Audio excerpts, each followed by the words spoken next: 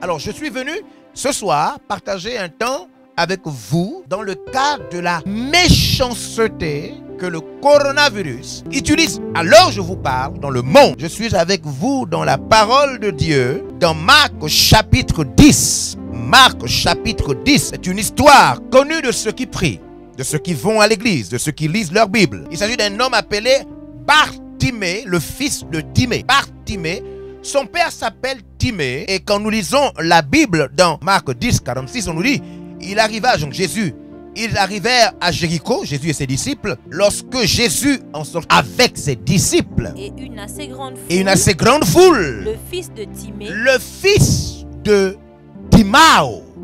Le fils de Timée. Bartimée. Bartimée signifie fils de Timée. Timée, Timao. Il s'agit donc, Timao signifie malédiction, échec, pauvreté, misère. Donc, on nous parle du fils du pauvre. On parle du fils de celui qui était dans la misère. Du fils de celui qui avait échoué. Donc, quand on parle de Timao, le papa de Bartimée lui-même déjà n'avait rien réussi. Le papa de Bartimée, parce que son nom Bartimée qui signifie échec, échoué, pauvreté, malchance, malédiction. Le père de Bartimée était un échec. Et donc, lorsque le père de Bartimée va donner naissance à son fils, il va simplement appeler son fils fils de celui qui a échoué. Donc Bartimée s'appelle le fils de celui qui a échoué. Timao. Donc vous voyez que rien que son nom. Mais pourquoi il a donné à son fils le fils de celui qui a échoué? Mais parce que Bartimée est né aveugle. Donc, vous voyez, il s'agit d'un homme pauvre, un homme qui n'avait pas réussi sa vie et qui donne naissance à un enfant. Et malheureusement son enfant naît aveugle. Né aveugle. Et là il se dit non, je n'ai pas l'argent, je n'ai pas de moyens. Moi-même, j'ai échoué ma vie. Et je donne encore naissance à un fils aveugle.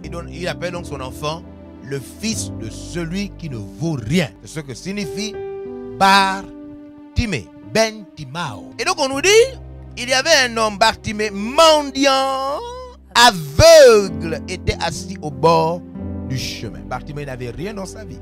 Verset 47. Il entendit que c'était Jésus de Nazareth. Il entendit que Jésus de Nazareth. Et il se mit à crier. Et Jésus passait par là. Il a crié. Fils de David. Fils de David.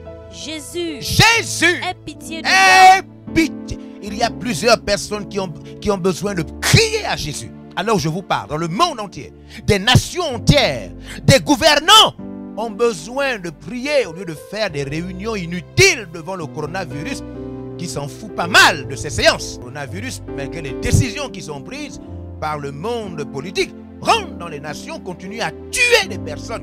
Ils ont besoin, ces gouvernants, de crier comme Bartimée. Jésus! Nous avons besoin de crier à Jésus comme Bartimée. Aie pitié de moi. Jésus, aie pitié de moi. Vous pouvez faire cette prière à Jésus et il va intervenir.